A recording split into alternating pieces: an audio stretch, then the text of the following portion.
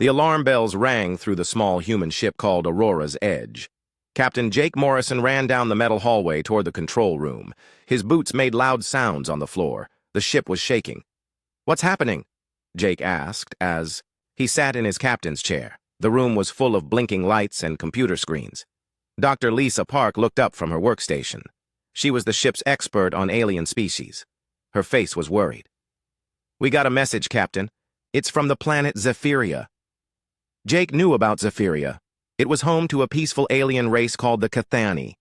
They looked like tall, thin humans but had blue skin and large eyes. The Cathani were known across the galaxy for making beautiful art and thinking deep thoughts about life. They had never fought a war. "Play the message," Jake said. The main screen turned on. A Cathani woman appeared. Her blue skin was pale with fear. Behind her, Jake could see fires burning in the distance. The woman spoke in her own language, but the ship's computer changed it to English. "This is Elder Veltar of Zephyria. Our world is under attack. The Skarn horde has come to our system. They are destroying our cities. They are taking our people as slaves. We have sent messages to every known civilization asking for help. The Alterian Federation said they cannot help us. The Vorthon Empire will not answer our calls. The Crystal communes say it is not their problem." The woman's voice broke. Jake could see tears in her large eyes. "No one is coming to save us. We are alone. If anyone hears this message, please remember that the Cathani people existed. Remember that we tried to live in peace." The message ended. The control room was quiet except for the soft humming of the ship's engines. Kyle Brooks, the ship's second-in-command, spoke first. "Captain, we all know about the Skarn. They're bad news. Really bad news." Jake nodded. The Skarn horde was famous across the galaxy for being cruel. They traveled from system to system, taking what they wanted. They made slaves of peaceful species and took all the valuable materials from planets. After they were done with a world, nothing was left alive. "How far are we from Zephyria?" Jake asked. Ben Taylor, the ship's pilot, checked his computer. 2 days at full speed, sir." Dr. Park pulled up information about the Skarn on her screen. "Captain, according to our files, they have at least 50 warships in that system. Big ones. Each ship has more weapons than our entire fleet back home." Chief Engineer Alex Carter spoke up from his station. "Sir, we're a research ship. We have 43 people on board. Our weapons are just mining lasers for collecting rock. Samples. We're not built for fighting." Jake looked around the control room. He saw the faces of his crew. They were scientists, engineers, and explorers. They had signed up to study new worlds and meet new species. They had not signed up to fight in wars. Security Chief Maya Johnson stood near the back of the room. She was the closest thing they had to a soldier on the ship. "Captain, I know what everyone is thinking. We can't fight 50 Skarn warships. It would be suicide." Grace Miller, who handled all the ship's communications, was still listening to radio signals from Zephyria. "Sir, I'm picking up more messages. The Cathani are still calling for help, but no one is answering." Jake stood up and walked to the big window that looked out into space. He could see stars scattered across the darkness. Somewhere out there, an entire species was about to die. And the galaxy was going to let it happen. "Sir?" Kyle asked. "What are your orders?" Jake thought about his crew. They were good people. They had families back on Earth. Some of them had children who were waiting for their parents to come home. If they went to Zephyria, most of them would probably die. But Jake also thought about the Cathani. They were artists and philosophers. They had never hurt anyone. They made beautiful music and paintings. They wrote poems about the stars. And now they were going to be wiped out because they couldn't fight back. "Dr. Park," Jake said, still looking out the window. "In all your studies of alien species, how many times have you seen an entire civilization just disappear?" Lisa looked at her computer files. "Too many times, Captain. The galaxy is full of empty worlds where peaceful species used to live. The strong always destroy the weak. And the other big civilizations, the Alterians, the Vorthons, all the others, they just watch it happen?" "Yes, sir. They say it's not their problem. They say they can't risk their own people for strangers." Jake turned around to face his crew. "Well, I guess that makes us different." The room was quiet. Everyone was looking at Jake. "Captain," Kyle said slowly, Are you saying what I think you're saying? Jake walked back to his chair and sat down. He looked at each member of his crew. I'm saying we're going to Zephyria. We're going to help the Cathani. Dr. Carter shook his head. Sir, with respect, we'll be killed in the first 5 minutes. Maybe, Jake said, but maybe not. Maybe we can find a way. Maybe we can save some of them. Maybe we can show the galaxy that someone still cares about doing the right thing. Maya stepped forward.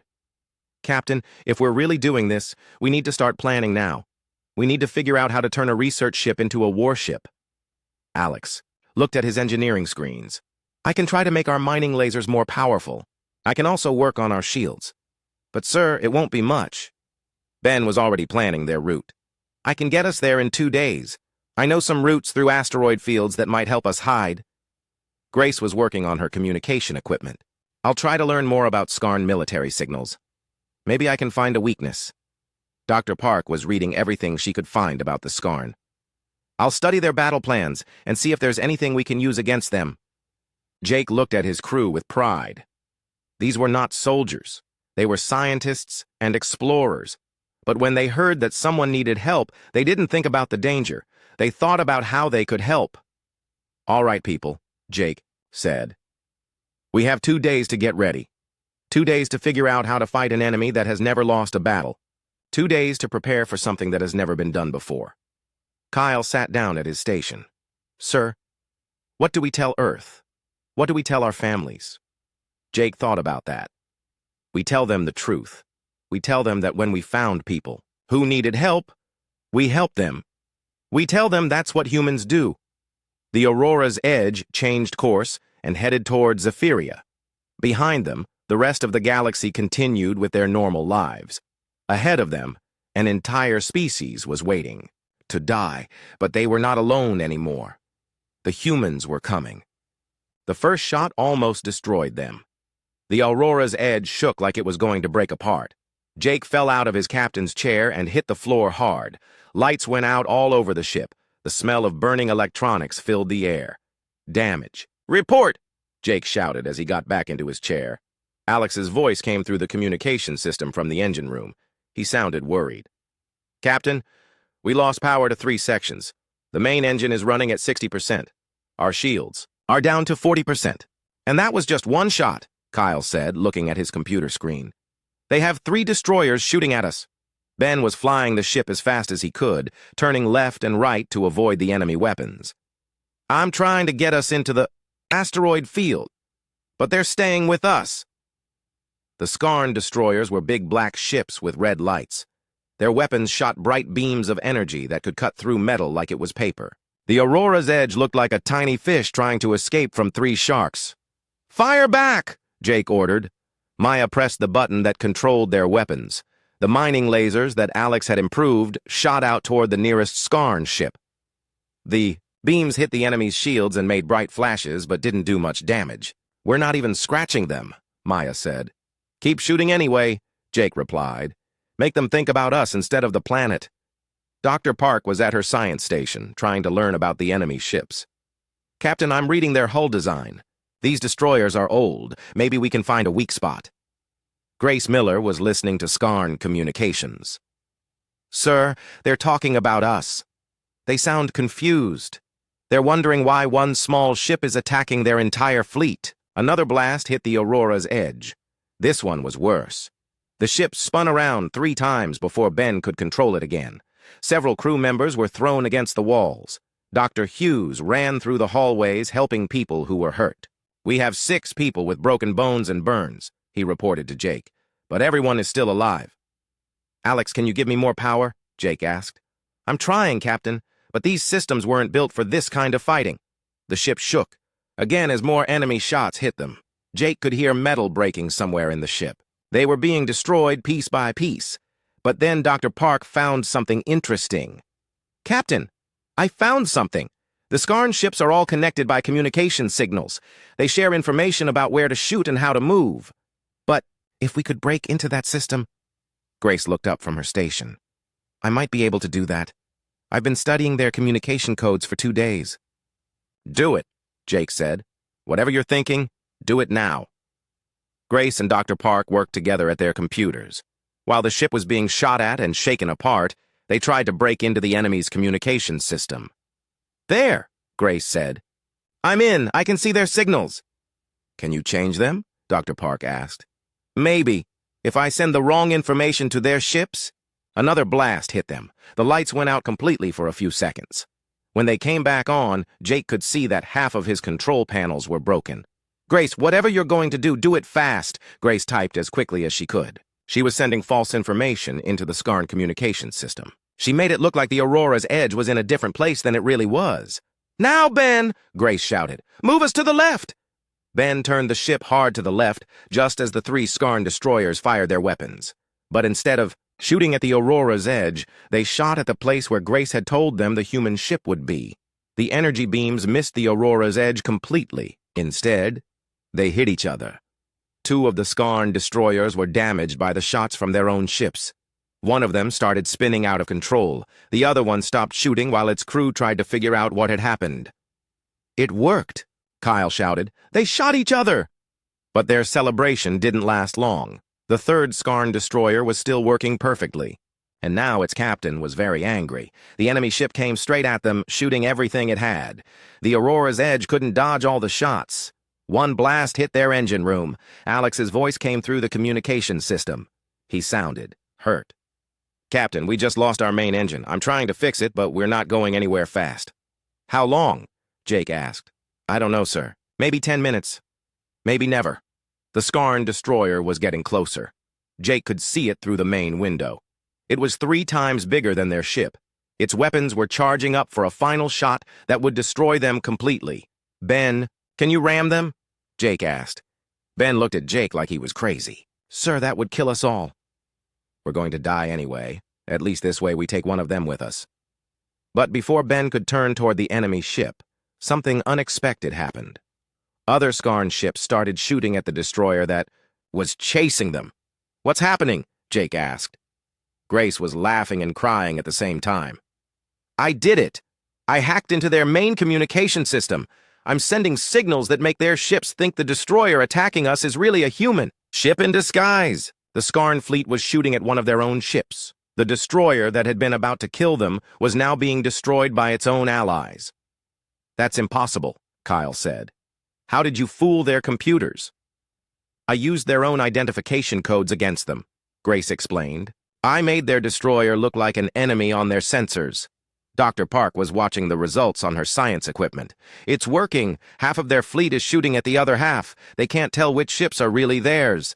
The battle had turned into chaos. Skarn ships were firing in all directions. Some were trying to get away from their own fleet. Others were shooting at ships that they thought were enemies, but were really their friends. In the middle of all this confusion, the Aurora's edge was floating quietly, trying to fix their broken engine. Alex finally got their engine working again. "We have power, Captain! Not much, but enough to move!" "Ben, get us closer to the planet," Jake ordered. "While they're fighting each other, let's try to help the Cathani." As they flew toward Zephyria, Jake opened a communication channel to the planet's surface. "This is Captain Jake Morrison of the human ship Aurora's Edge, calling Zephyria. Can anyone hear us?" After a few seconds, a voice answered. It was Elder Veltar, the same Cathani woman who had sent the first distress signal. "Human ship? You came? But we thought no one was coming to help us." "We're here," Jake said. "We're not very big, and we're not very strong, but we're here. How can we help you?" Veltar's voice was full of hope for the first time in days. "There are thousands of our people trapped in the capital city. The Skarn have surrounded them. If you could create a distraction, maybe our people could escape." Jake looked around his damaged ship. They had a broken engine, damaged weapons, and a crew that was hurt and tired. But they had already done something that everyone said was impossible. They had fought the Skarn fleet and survived. "We'll create your distraction," Jake said. "Tell your people to get ready to run." Maya looked at Jake with respect. "Sir, how do we distract an enemy fleet?" Jake smiled. "The same way we've been doing it. We make them so confused that they don't know what's happening." Grace was still working at her computer, sending false signals into the Skarn communication system. Captain, I can make them think there are human ships all over the system. I can make them see enemies that aren't really there. Do it, Jake said. Make them think the entire human fleet just arrived. Grace typed commands into her computer.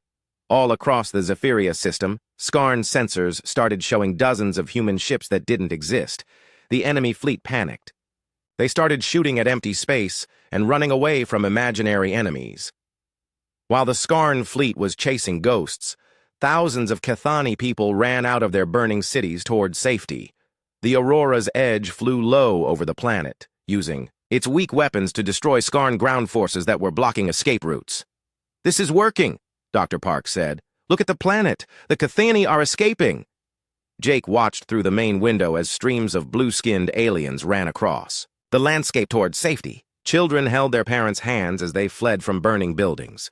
Elders helped each other walk toward rescue ships, but then the Skarn fleet realized they had been tricked. The enemy ships stopped fighting each other and started looking for the real Aurora's Edge. "Captain," Ben said, "they figured out what we did. All of their ships are heading toward us." Jake looked at the screen showing the enemy fleet. 47 Skarn ships were flying straight toward them. Most of the ships were damaged from fighting each other, but they were still dangerous. "How long until they reach us?" Jake asked. 5 minutes, Ben replied. Jake opened the communication channel to Zephyria again. "Elder Veltar, how many of your people have escaped?" "Almost everyone in the capital city," she replied. "But there are still more in other cities." Jake looked at his crew. They were all hurt and tired. Their ship was barely working. They had done more than anyone could have expected. They could leave now and say they had tried their best, but Jake knew that if they left, the remaining Cathani would die. The Skarn would be more angry than ever, and they would make sure no one escaped. "All right, people," Jake said. "We've got 5 minutes to save everyone else on this planet. Any ideas?" The message came from an unexpected place. Grace Miller almost fell out of her chair when she heard it. She was monitoring all communication channels when a new voice appeared on the radio. It was speaking Alterian, the language of the Federation, that had refused to help the Cathani. "This is Commander Rick Stone of the Alterian patrol ship Bright Star. We are 2 hours away from Zephyria. Hold on, humans. Help is coming." Jake couldn't believe what he was hearing. "Grace, are you sure about this?" Grace checked her equipment twice. "Yes, sir. It's really an Alterian ship, and they're not alone. I'm detecting Vorthan signals too, and Crystal Commune ships, and others I don't recognize." Dr. Park was looking at her sensor readings with amazement. "Captain, there are ships coming from all over the galaxy, dozens of them, maybe hundreds." Kyle was confused, but they all said no. They all refused to help the Cathani. "Why are they coming now?" The answer came from Elder Veltar on the planet below. Her voice was excited. "Human ship, you need to know something. Your battle here has been broadcast across the galaxy. Every species is watching. They are seeing one small human ship fighting to save people they have never met." Grace was receiving messages from ships all over space. She could barely keep up with them all. "Captain, I'm getting communications from everywhere. Young Alterian. Officers are disobeying orders and coming here. Vorthon soldiers are leaving their bases without permission. Crystal Commune ships are breaking their treaties to help." Dr. Park was reading the messages as they came in. "Sir, listen to this one. It's from a young Vorthan pilot. I watched humans fight when no one else would. I cannot let them fight alone." Jake felt something he hadn't felt in days. Hope, but they still had a problem. The Skarn fleet was 3 minutes away, and the help wouldn't arrive for 2 hours. "We need to buy time," Jake said. "We need to keep the Skarn busy until the other ships get here." Maya was looking at the tactical display. "Sir, we can't fight them for 2 hours. Our ship is barely holding together now." That's when Dr. Park had an idea. "Captain, what if we don't fight them? What if we make them not want to fight?" "What do you mean?" "The Skarn are bullies. They attack weak people who can't fight back. But they're also smart. They know when to retreat. What if we make them think this isn't worth it anymore?" Grace was still listening to communications from across the galaxy. "Dr. Park might be right. I'm hearing Skarn military channels. Their commanders are getting reports about all the ships heading here. They're starting to worry." Jake opened a communication channel to the Skarn fleet. This is Captain Jake Morrison of the human ship Aurora's Edge. I want to speak to whoever is in charge of your fleet. After a minute, a rough voice answered in broken English. This is War Master Krex of the Skarn Horde. You are the humans who have caused us much trouble. That's right, Jake said, and we're just getting started. You are one small ship. We will destroy you in minutes. Maybe, but take a look at your long-range sensors. Check what's heading toward this system. There was silence for several minutes. Jake knew that Krex was seeing the same thing they were seeing, ships from dozens of different species, all coming to Zephyria. When Krex spoke again, his voice was different. What is this? Why are so many ships coming here? Because word is spreading across the galaxy, Jake said. Everyone is hearing about what happened here today. They're hearing that one human ship stood up to the entire Skarn Horde. They're hearing that we fought to save innocent people while their own governments did nothing. Dr. Park was monitoring Skarn communications. She whispered to Jake, their commanders are arguing with each other. Some want to retreat. Others want to stay and fight. Jake continued talking to War Master Krex. You have a choice to make. You can stay here and fight a battle against the entire galaxy, or you can leave now and find an easier target somewhere else. The Skarn Horde does not retreat. Really? Because I'm looking at your fleet positioning and it looks like some of your ships are already moving away from the planet. Grace was tracking the enemy ships on her sensors. He's right, Captain. About a third of the Skarn fleet is starting to pull back. Krex's voice was angry. Those are cowards! True Skarn warriors do not run from battle!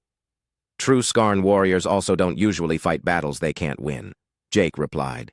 And War Master, this is a battle you can't win. Even if you destroy us, you'll have to face hundreds of other ships in a few hours. Ships that are angry and ready to fight because of what you did here. The Aurora's Edge was still flying around. The planet, helping Cathani refugees escape from the remaining cities. More and more of the blue-skinned aliens were reaching safety, but there were still thousands trapped. Dr. Hughes was treating wounded crew members while also coordinating with Cathani medical teams on the surface. Captain, I'm getting reports. From the planet, the Cathani are organizing better now. They're starting to believe they might actually survive this. That's when something amazing happened. Elder Veltar's voice came over the radio, but she wasn't speaking to the humans anymore. She was speaking directly to the Skarn fleet. War Master Krex, this is Elder Veltar of the Cathani people. I want you to know something. Before today, my people had never seen violence. We did not know what war was. We were afraid and helpless when you came to our world. Krex responded, your people are weak. That is why you will become our slaves. Yes, we are weak in the ways of war. But the humans have taught us something today. They have taught us that being weak does not mean being worthless. They have taught us that someone, somewhere, will care about what happens to innocent people. Dr. Park was recording everything. This conversation was being broadcast across the galaxy. Every species was hearing it. Veltar continued. War Master, you can destroy our cities and take our people as slaves. But you cannot destroy what the humans have given us today. You cannot take away the knowledge that someone cared enough to try to save us. Krex's voice was getting angrier. Words will not stop our weapons. No, Veltar said, but ships will. And I am told that many ships are coming. Ships full of people who watched humans fight for strangers and decided they wanted to be like humans. Grace was monitoring communications from across the galaxy. Captain, you should hear what people are saying about us. The young members of every species are demanding that their governments help. Some are even stealing ships to come here themselves. Ben was still flying their damaged ship around the planet. Sir, I'm seeing something strange. Some of the Skarn ships are just leaving. They're not fighting anymore. They're just flying away. Maya checked the tactical display. You're right. We started with 53 enemy ships. Now there are only 32. The others have left the system. War Master Krex noticed this too. His voice came over the radio, but he was speaking to his own fleet, not to the humans. He was speaking in the Skarn language, but Grace had learned enough to understand him. He's yelling at his own commanders, Grace translated. He's calling them cowards, but they're yelling back. They're saying this isn't worth it anymore. Jake decided to make one more attempt to end this without more fighting. War Master Krex, you're a smart military leader. You Know when a battle is lost. Your own ships are deserting you. In less than 2 hours, this system will be full of warships from every major species in the galaxy. Is your pride worth losing your entire fleet? There was a long silence. Jake could imagine the Skarn commander looking at his sensor displays, counting the ships that were abandoning him, calculating the odds of winning against hundreds of enemy vessels. Finally, Krex spoke. You have caused great damage to Skarn. Honor today, humans. We've caused great damage to Skarn bullying, Jake replied. Maybe that's not a bad thing. This is not over. The Skarn horde has a long memory. We will remember what happened here. Good, Jake said. Remember that when you attack innocent people, someone might come to help them. Remember that the galaxy is watching. And remember that humans don't forget about bullies either. One by one. The remaining Skarn ships began to leave the Zephyria system. Some left quickly, as if they couldn't get away fast enough. Others left slowly, still shooting angry messages at the humans. But they all left. Within an hour, the last Skarn ship had jumped to hyperspace. The Cathani system was free. Jake sat in his captain's chair and looked around at his crew. They were all hurt, tired, and dirty. Their ship was barely holding together. But they had won. Grace, send a message to all the ships that are coming to help us, Jake said. What should I tell them, sir? Jake thought for a moment. Tell them, thank you for coming. Tell them the Cathani people are safe, and tell them that what happened here today wasn't just about saving one species. It was about remembering what we're all supposed to be. Elder Veltar's voice came over the radio one more time. Captain Morrison, on behalf of all Cathani people, I thank you, but I also want to thank you for something else. What's that, Elder? You reminded the galaxy that caring about strangers is not weakness. It is strength. You showed everyone that the most powerful force in the universe is not weapons or fear. It is the willingness to help others when they need it most. Jake looked out at the stars and saw the lights of approaching ships. Ships from dozens of different species, all coming because they had watched humans do something that everyone said was impossible.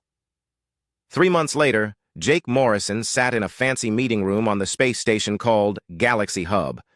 Through the big windows, he could see ships from hundreds of different species. The station was busier than it had ever been. The Aurora's Edge was in the repair docks, getting fixed after the battle at Zephyria. It would take months to make it perfect again, but Alex Carter was happy to be working on peaceful repairs instead of weapons. Jake was wearing his best uniform, but he still felt uncomfortable. He was not used to being famous. Everywhere he went, aliens wanted to shake his hand and hear about the battle. Some wanted to touch him, as if being near a human would make them braver. Captain Morrison, said an Alterian diplomat, the council is ready for you. Jake walked into the main council chamber. It was huge, with seats for representatives from every known species in the galaxy. Most of the seats were full. Everyone wanted to hear what the human captain had to say. Elder Veltar was sitting in the section for the Cathani people. When she saw Jake, she stood up and bowed. Her blue skin looked healthy again, and her large eyes were bright with hope, instead of fear. Friends of the galaxy, Veltar said in her musical voice, I present Captain Jake Morrison, the human who came when no one else would. The entire chamber stood up and applauded. Jake felt his face getting red. He had never liked being the center of attention. Commander Rick Stone, the young Alterian officer who had disobeyed orders to help at Zephyria, was also there. He had been put in prison by his own government for breaking orders, but the Alterian people had demanded his freedom. Now he was a hero among his own species. Captain Morrison, said the council president, a tall alien with silver skin, we asked you here today because the galaxy has changed since the Battle of Zephyria. We want to understand how and why. Jake stood up slowly. He looked around the room at hundreds of different alien faces, all watching him. I'm not good at speeches, Jake began. I'm just a starship captain who saw people in trouble and decided to help them. A Vorthan representative stood up. But Captain, your actions have inspired changes across the galaxy. Young members of every species are demanding that their governments create new laws about helping others. Some are even joining something called human protocol units in their own militaries. Jake was surprised. Human protocol units? Dr. Lisa Park, who was sitting with the human delegation, smiled. Captain, you should know what's been happening while we were getting the ship fixed. 17 different species have created special military units trained to respond to distress calls from anyone, anywhere. They call it human protocol because they based it on what we did. An old Crystal Commune elder spoke up. Captain Morrison, before Zephyria, our species believed in helping only ourselves and our closest allies. But after watching your battle, our young people started asking difficult questions. Why did we let the Cathani suffer? Why did we do nothing when we could have helped? Jake was beginning to understand. So you changed your laws? We had to. Our own people demanded it. They said they wanted to be like humans. They wanted to be the kind of people who show up when others need help. A methane breather representative, speaking through a translator device, added his thoughts. Captain, 3 weeks ago, our home system's star began to show signs of dangerous instability. In the old days, we would have sent requests for help only to our traditional allies. Instead, we sent the call to everyone, and everyone came. Humans, Altarians, Vorthans, Crystal Communes, even species we had never met before. They all came, because they said they learned from Zephyria that helping strangers is what good people do. Jake felt proud, but also confused. I don't understand. We didn't do anything special. We just did what felt right. Elder Veltar stood up again. Captain Morrison, that is exactly why it was special. You did not think about politics or treaties, or what was good for humans. You thought about what was right. And that is something the galaxy had forgotten how to do. The council president activated a large display screen. It showed a map of the galaxy with different colored lights. Captain, this shows distress calls and responses over the past 3 months. Before Zephyria, most species only helped their close allies. Look at the difference now. The screen showed lines connecting dozens of different species, all helping each other. It looked like a web of light spreading across the galaxy. This is what we call the Zephyria effect, the president continued. Your actions have created a chain reaction of kindness and cooperation that is still growing. Grace Miller was also in the human delegation. She stood up to speak. Captain, I've been monitoring galactic communications. Do you know what the most popular phrase is among young aliens right now? Jake shook his head. What would humans do? When they face difficult moral choices, they ask themselves what humans would do, and then they try to do that. A young Skarn representative suddenly stood up. Jake was surprised to see one of their former enemies in the council chamber. Captain Morrison, the young Skarn said, I represent the new Skarn government. After the retreat from Zephyria, many of our people were ashamed of what our military had become.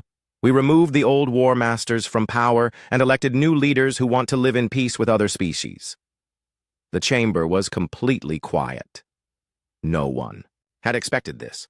We have come here today to make a formal apology to the Cathani people and to ask the galaxy's forgiveness for our past actions. We also want to contribute ships and resources to the new Galactic Emergency Response Fleet. Jake was amazed. There's a new fleet? Commander Stone smiled.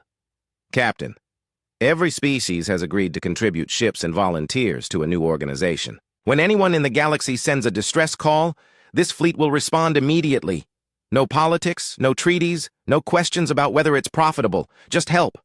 And, Elder Veltar added, they want to name it the Morrison Fleet, in honor of you and your crew. Jake felt embarrassed.